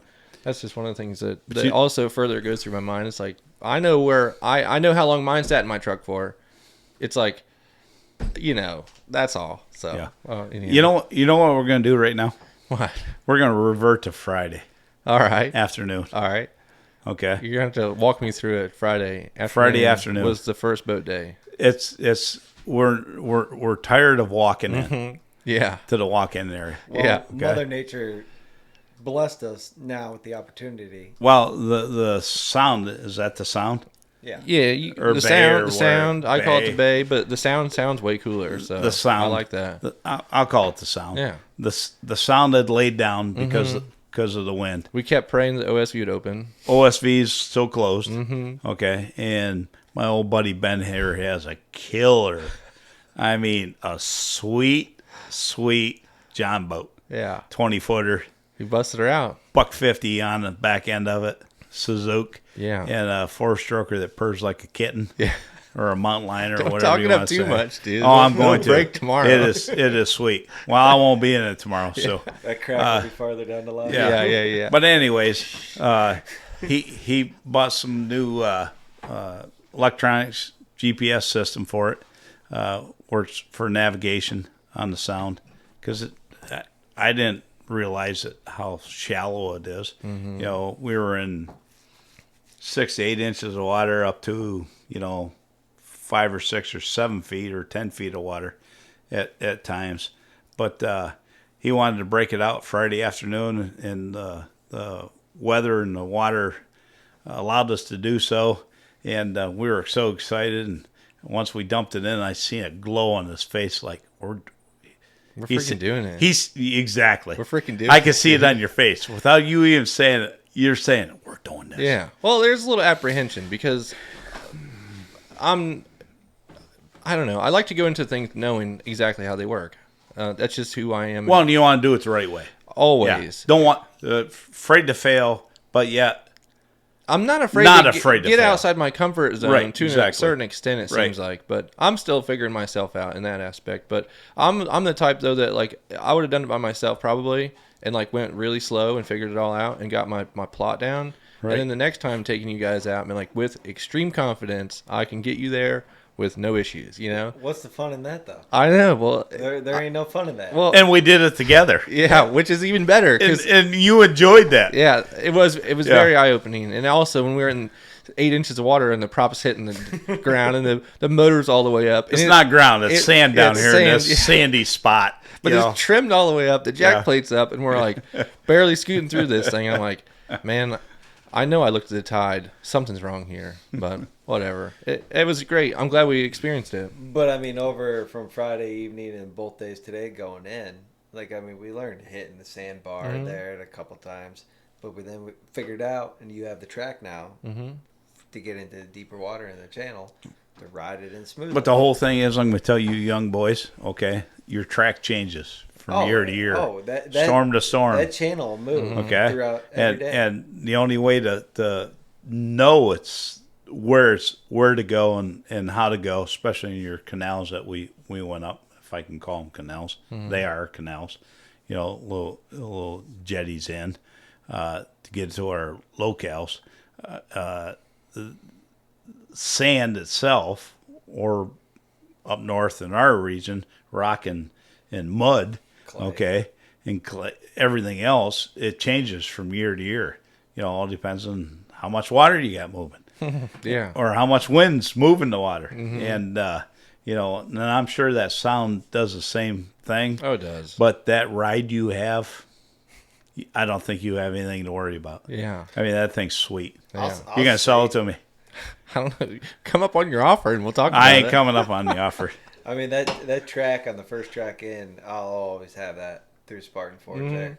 I think just because, like, I mean, That was the major voyage. Just, I mean, Yep. not using a boat to go waterfowl hunting. You're using a boat to go, like, pretty much deer hunting. And I was like, where else are you ever going to get that? Yeah. Like, Or we said weren't that- fishing or no, crabbing you're or not anything fishing or like doing that. anything else. Yeah. You're going to go pursue a mammal on land. It Like, feels almost like weird to throw your stand and your pack and all your stuff on your boat to go hunt. Exactly. Just think of all them people down there at the parking area on the beach on the OSV that asked questions what we were doing as we are walking through with horse infested areas. What are you guys doing? We're hunting. You can hunt this? You're hunting what? Well, the majority of them asked us, are like, what are you allowed to hunt down here? Yeah, what's down there to hunt?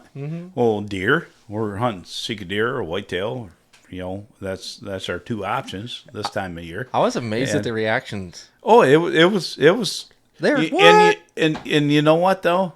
It's great to have them ask the questions Exactly. because you know what? They're learning also. And we left a positive experience with them as a Exactly. hunter. They're like, dude, we met these hunters on vacation. The one guy said he was from Alabama. Right, Remember? exactly. Yeah. We met these He was dudes. excited. He was definitely a hunter, though. Yeah. He was like, what? Like, you could just tell, just the way that he asked the question and everything. Like, he was a hunter. Yeah. But the It majority, just left a positive experience with yeah, them. the majority of the rest of them, like, I mean, we'd sit there, chit-chatted with them, answered all the questions that they had, and then went about our day. I mean, that's going on that side is a lot of people. That's us doing our thing. That's our job in the hunting realm, is to the people that aren't in the, like, don't know nothing about the industry, Exactly. to promote it to then.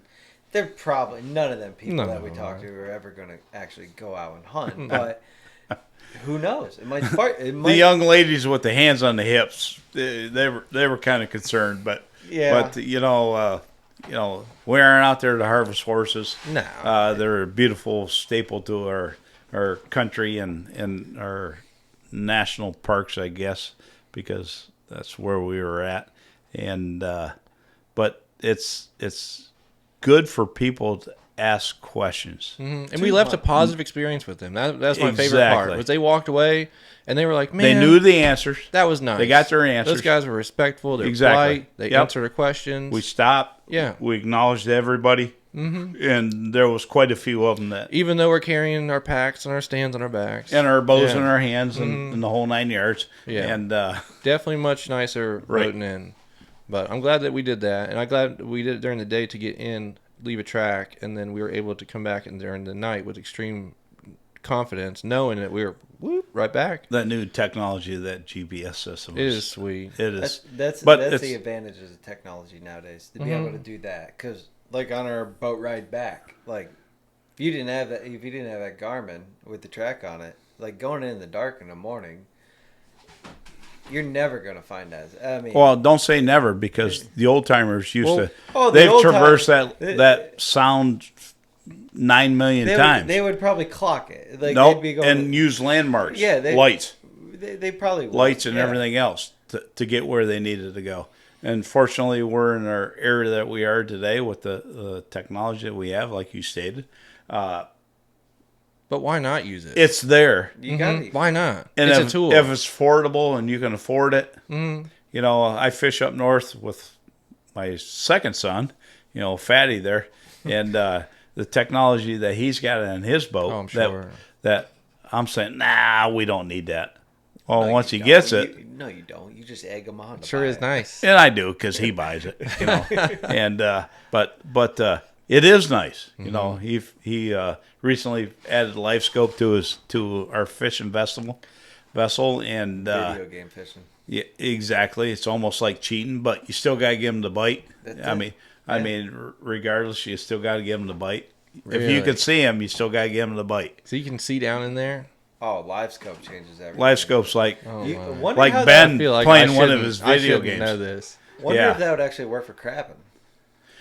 I don't think so because you wouldn't see them on the bottom. It's because crabs are hugged right in the Yeah, sand. That is true. Yeah, they'd have to be kind of elevated up off the bottom.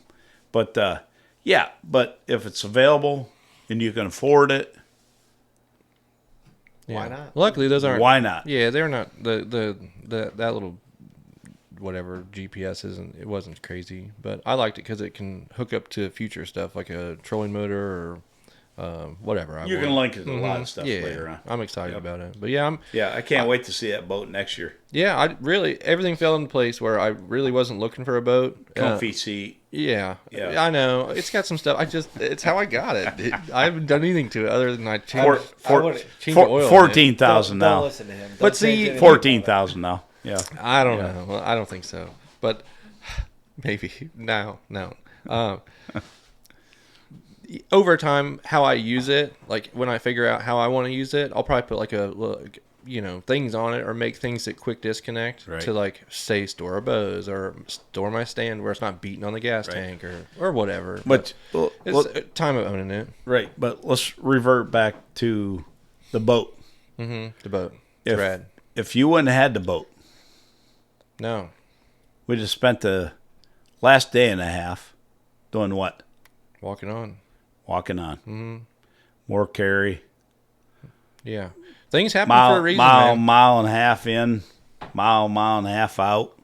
Things happen for a reason, dude. And, you're fortunate you didn't buy the boat thinking about Sika deer hunting, did you? Mm-mm. You bought the boat. I liked it. I liked the way it looked.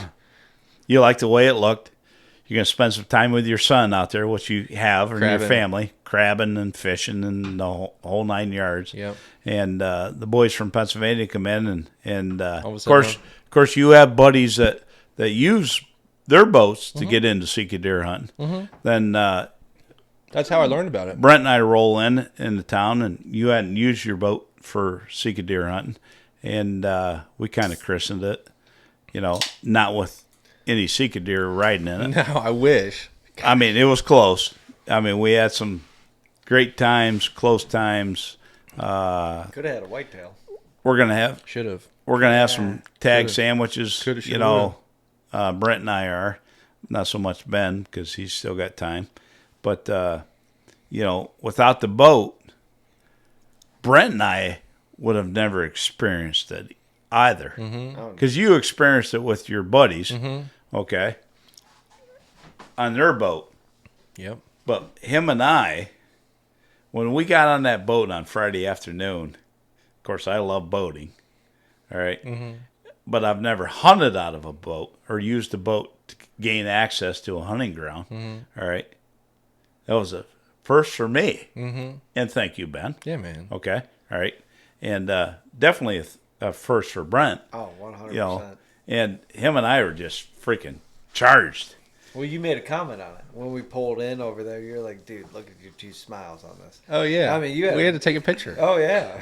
Yeah, and we do have We were all pictures. fired up. Oh, we were was just. I don't know if it was because we used the boat I to think it get. was the boat. We gained access to get down the lake after Mother Nature let up on us, and yeah, it was just a cool experience Overall. overall. I mean, just pulling into that canal and just whipping it around the bend, and I mean, seeing just the marsh and then the little islands of trees is just you're not going to see that anywhere else. Oh no, there's only one place in the world that you're going to see it. Yeah, That's where we were at. Yeah, Yeah, exactly. Dude, it was so cool, and you actually got some really cool pictures. You were sending your family too. You did too, with the silhouettes of the sunset in the background. Oh, yeah. It was killer because you were facing us, and you got the sunset in the background of where we're sitting at. You don't know that. You can't see the picture, but it's just. I didn't even see the sunset because it's behind me. You know, Right. I'm looking this way, and I can't really exactly turn around and see it through the trees and stuff. Well, you so. kicked me out of my original spot, Yeah. so that I had to move all the way over across on the other side. Well, next time I'll tell you what. I'll take your spot. You take my spot. Deal. You know? It don't matter. It don't matter to me. When there's a whitetail down there, I'll just go ahead and take care of it for you. Now in this, I really thought about it, but if I couldn't. I know. The thought process, I get it. I mean, he had spikes on him less than a half inch, and I'm like, it dawned on me. And then after that, I was like, no, you did the right thing. Yeah, I mean, you came here to stick in your hunt. Even though in Maryland, like it would have been legal to take that and actually legal to harvest it as a doe. Yep.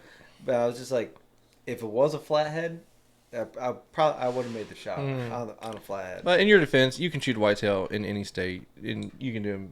Whenever, and he shoots many every year. So. Right. But I never shot a whitetail on public ground in Maryland, so that would have been a first. Yeah. So but if it was a flathead, she probably would have been taken, or a bigger buck. But yeah. Maybe in 3 years when we come back, he'll visit me again. Maybe. It worked out. 3 years? I'm coming back next year. Oh, I'm coming back next year. Okay. I'll pass on him again next year. Yeah. And then the following year. And then when he's a 4-year-old.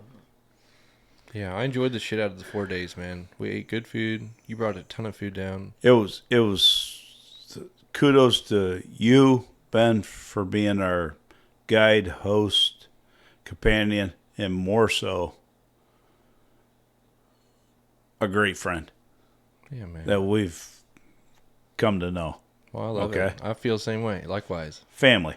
Okay. That's what the hunting industry used to be, or the hunting relations used to be, is all about family. And that's what we have here, as far as I'm concerned. Oh, yeah. I'm old school. So, yeah, your family's great. Your residence great where you put us up. Thanks, Ben, for allowing us to shack in your room. I did feed the fish on schedule, which I hope, they kind of looked pissed off when I walked up there. They were hungry. In the middle of my steak dinner, and I realized I didn't feed the fish today. That's so funny you did it. Oh, I mean, he told me. Yeah. I need to feed the fish every other day. You did it. And when I was sitting there and I'm thinking, I'm eating, and I said, damn, I didn't feed the fish today. Yeah. It's time to feed the fish. But no, kudos to you guys. Thank you. And thank God for us meeting you on TAC. Yeah. I agree, dude. Yep. Yeah. Yep. I'm glad our paths crossed. Yeah. Happy you joined us on that shoot. That was badass, dude. Yeah. I think it's divine, dude. The lefts and rights that you turn, and you accidentally do this, and you say yes to this, and next thing you know, that's been a conglomeration of my whole life. Yeah. So, but it's not about me. It's this podcast is for that reason, though. Of like, well, if I can do it, I'm sure that there's other stories out there that are like that too. And I hope there's many more to go. There is. Yeah. Exactly. Got to be. But, But that was the whole premise of like, man, if it happened to me, there's got to be more, and the learning aspect of it too, where it's like, I learn just by something you'll say or you'll do this a certain way, and I'm like, oh, well, that's what they've been doing the whole time. I need to do that too, So, well, but no, it's a pleasure to have you guys, and I'm glad I got to dedicate 4 straight days to spend time with you guys and to just straight up hunt and make it priority. We appreciate that. Oh, yeah. Appreciate it. Because I tell you what. Beyond words. Because, like, it was just it was an unbelievable experience. Yeah. That was it. And hopefully I get a green light for next year. Dude, I already told you I'll be a little bit older. I'm not going to invite you guys. It's implied.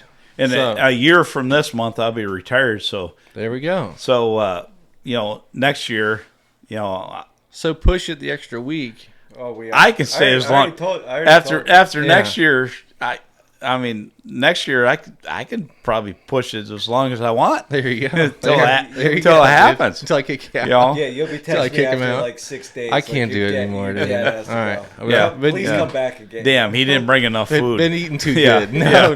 I've eaten way too much, dude. What do you mean? That's all you do is eat. Yeah, well, I gotta get back to my regular schedule programming. All right, that's all. Yeah, what's that? Eat less or more? No, I gotta not focus so much on hunting. As much as I love it, I gotta get back to work, dude. There's life outside of it. Oh yeah. No, I love it. I love it. I love everything about it. But there is, for me, I balanced it out pretty well. But for it was everybody out there that's going to listen to this podcast, Ben asked Brent and I if we would do one with our experience down here and little recap. kind of a recap and a little bit of our life. Everybody out there is listening to this and watching this, so this is what it's all about. Get out there, do it. Find people or friends and ask them to do it, or if you know somebody to do it, and just try it. Because you know what? If you try it, you're probably going to love it. It don't have to be a big game animal right out there. Oh, it could be, you could go squirrel hunting, rabbit hunting, pheasant even hunting. fishing or crabbing down here in this area. Duck hunting. Yeah, anything. Man, I'd love to come down here and waterfowl hunt. Waterfowl would be fun. Oh, I don't know anything about it, but it would be a hoot. yeah, Yeah. I'm sure we can You find somebody that. You kept saying that about Sika. I don't know much about it. Right. But that whole entire place that we're at, there's blinds there. Yeah. Ben, I'm going to ask All we you a gotta do question is just right out of dive. the blind. All right. Okay. How much more did you learn in the last 4 days Oh, than you knew? A ton. Well, not really. Actually, I knew everything I need. I knew everything that we did, so I didn't learn anything per se. If that's what you're asking, I gained confidence. Okay. So if And that's huge. not to sound arrogant, like I didn't learn anything. There are certain things I picked up on, like what you would do or what you would do. Right this second, I'm so cooked that I can't think of them. 4 straight days of hunting. It's late and eating like hell. Yeah. I'm cooked. So, Yeah. but there are certain things though that you'll do or you'll say, or like you call something vocabulary. Like you'll say something, you'll call something different, and I learned that too. Right. I look at everything, but to say I learned anything in specific, I can't think of anything right a second. Or maybe I should ask, what did you take away from this? What I took away from it was Yeah. a great experience hanging out with you guys. I learned more about you guys, and I got to have more of a bond together. So I feel like now it's going to be harder for us to separate now. Like now we're bonded. Oh, we aren't really going to separate. Right. Only I'm just by- saying, like only by 10 it's hours not like or 8 hours. It's not like Yeah. a fictitious thing. It's Right. now it's real. Like Exactly. well, it was real the first time I met you guys, but it's solidified. Right. But I took away extreme confidence. Kudos. Extreme confidence in myself. I have confidence in myself, but the boat thing was definitely a confidence builder. I haven't done it yet. I loved it. How about you, guys- Bren? We're there to witness it. Loved every bit of it. My videos will live with me for the rest of my life. I absolutely, I'm pumped that we all got to enjoy it. And you're right there. That was probably the highlight of the time for me. Oh. Was it's so simple, but it's just a different element. So, it was unbelievable. but yeah, that's my takeaway: confidence. Yep. So, and just go with your gut, like you said earlier. Just go with your gut. That's like when you asked, I was like, Go with your gut. I was just like, I'm just gonna say whatever you feel. Like, I mean, that's any part of really of the hunting. And I was Right. like you got to go with it. Like, I mean, sometimes it's go to that spot. You got to follow what your gut says. Yep. But there's some reluctance too, where you guys are more experienced, and I'm like, well, maybe I should, maybe I shouldn't. And it's like I don't want to, we can get into that, whatever. But it's like you don't want to do the wrong thing either. So that's my thing. Right. So, But Brent and I wouldn't have been able to experience this whole thing without meeting you at TAC, then you coming up for bear hunting. Then we're like, well, and I think Brent or I asked the question, well, what do you hunt out there? Well, I Sika deer hunt. Light bulb went off. Oh, Sika deer hunt. what's that about? What's it about? But I knew a little bit about it, but that this is the place to do it, and we got an in. Yeah. Yeah. Well, it's all gonna work out. I'm happy to know you guys. Yeah. Happy to share our house with you guys and have you here, and I look forward to bear camp. That's for sure. So, I'm pumped that we were able to take a little time and come up here and get this on the record and We're and just recap it, dude. We're just kicking off hunting season now. Oh, Got the yeah. rest of October, all of November, December. Yep. Our hunting season actually opened today. In Today. Pennsylvania. Really? Yeah. Isn't that crazy? It just Bow started. season. Yeah. Yeah, our bow season just started today. Yeah. So, yeah, This I'm is the doing- highlight of mine already, and I haven't even done anything yet. Like I haven't even harvested anything. So Oh yeah. it's man, a killer reminder. the hours on that back of that outboard is going to be astronomical by Oh the yeah, end of the man. year. Because I'm not worried about it. but I think you're going to just make a few trips in. Oh yeah. Yep, solo. was- Just be careful. Think of safety and Oh yeah. whole 9 yards. Yeah. Shout out to the DNR. Yes. Shout out to DNR. Maryland DNR. Yep. They did check us for our safety devices and our licenses, and we appreciate you guys Doing for your keeping job. us safe Yep. and doing your Very job. Yep. polite and respectful and everything. Yep. Just doing their job. I haven't Legit. been checked by any law enforcement outdoors, game warden or anything, and Thank goodness for them. I haven't been checked in 35 years, Really? Yeah. Wow. Wow. if not longer. Oh, Yeah. I know you did the right Yeah. thing, but it Yeah. was cool. Oh no, Yeah. everything's kudos. I know, and yeah. we're ethical people. No and, doubt. There's zero doubt. I'm just saying, like, law abiding, and I kind of just chuckled, and me being affiliated with the Pennsylvania Game Commission and doing what I'm doing for them, I just like kudos to this. Yeah, guy. yeah. It's like getting ID'd for a beer, right? Exactly. It's like, damn, thanks, dude. Yeah, I appreciate exactly. that. You know what I mean? Doing their job. Some people get pissed off about it, but you know Whatever. what? Hey, the guy's doing his job, and thank you for doing it. Yeah. No, that Yep. was No killer. different than a police officer pulling somebody over for going 90 mile an hour down an interstate. Yeah. He's doing his job. Yeah. No, You know? that was great. But, So all right. Well, I guess we're going to close this thing out. Got anything else? thank you. Yeah. Thank Thanks. you. Thanks. Thank you for the hospitality, hosting us, showing us an unbelievable experience. Hell yeah, I man. can't wait till next year. Giving us the opportunity to do it together. Oh, yeah. Thank That's you. the number one. Yeah. Yeah. With you. Yeah. Yep. Anytime, Yep. dude. Anytime. Yep. Yeah. No problem. I mean, we got some future hunts planned and hopefully some different states. How about a spot and stock mule deer hunt? Let's do it. That's my bucket Yeah. list. Yeah. Yeah. No doubt. I've been talking about it for a few years, and with jump, him. in, And, jump in the truck. Are and you go. in? Yeah. all right. Yeah. Let's do it. I'll ask Jess for you. All right. You better ask the boss. All right. We're checking out. We got some beer to drink. Later. See ya. Thank Have you. a good one.